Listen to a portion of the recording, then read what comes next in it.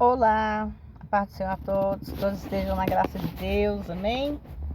Hoje nós vamos entrar aqui no livro de Oséias para darmos continuidade à nossa leitura bíblica.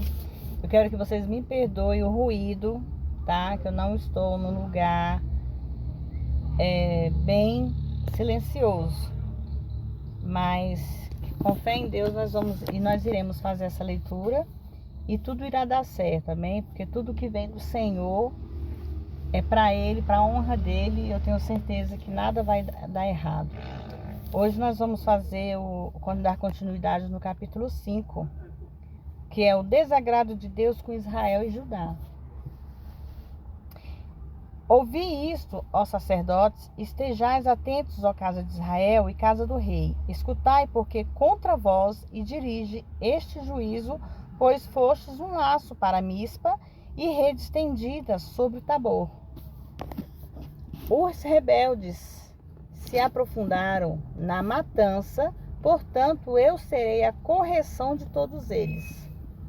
Eu conheço Efraim, Israel não me é desconhecido, porque agora, ó Efraim, tu tens de prostituído e Israel se contaminou. Não querem pôr em ordem as suas ações e voltar-se para o seu Deus, porque espírito de prostituição está no meio deles e não conhecem ao Senhor.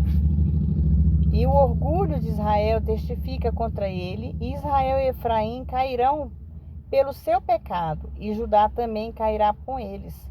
E irão com as suas ovelhas e com os seus rebanhos andarão procurando o Senhor e não o acharão, pois os separou dele.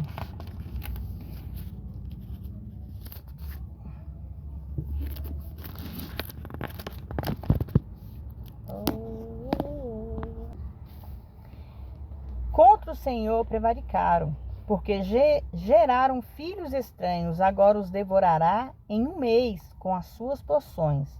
Tocai a buzina em Gibeá, a trombeta em Ramá, gritai altamente em Bet-Avém, depois de ti, ó Benjamim.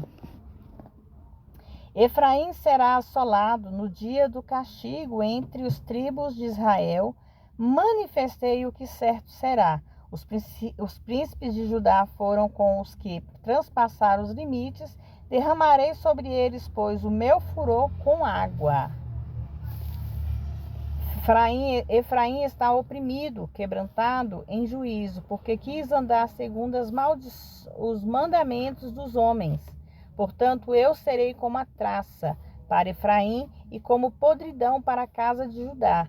Efraim, quando viu a sua enfermidade e Judá a sua chaga, foi então Efraim e a Síria e enviou o rei Jarebe, mas ele não poderá curar-vos, nem curará a vossa chaga, porque eu serei um leão para Efraim, e como um leãozinho para a casa de Judá. Eu o despedaçarei, e irei embora, os tomarei, e não haverá quem livre. Irei e voltarei para o meu lugar, até que conheçam o seu pecado e procurem a minha face, estando em sua angústia. De madrugada me buscarão. Amém? Nesse versículo 5, irmãos, fala sobre os reis e os sacerdotes do reino do norte. Não eram legítimos, mas eles afirmaram serem reis e sacerdotes. E Deus os enfrentou no seu próprio terreno e em graça advertiu do juízo que estava por cair sobre eles. Devido à idolatria estabelecida em Mispa e em Tabor.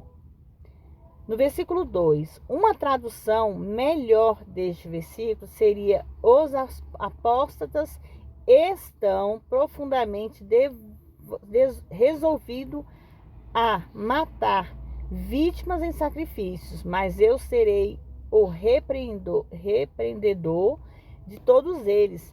A ideia deste versículo é que, apesar das repreensões, o Senhor, que deveriam ter sido recebidas como uma advertência, mas que, pelo contrário,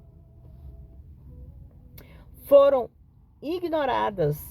Eles continuaram com esse terrível pecado do sacrifício humano, irmãos. Deus os chama de rebeldes. Para eles, estão se rebelando.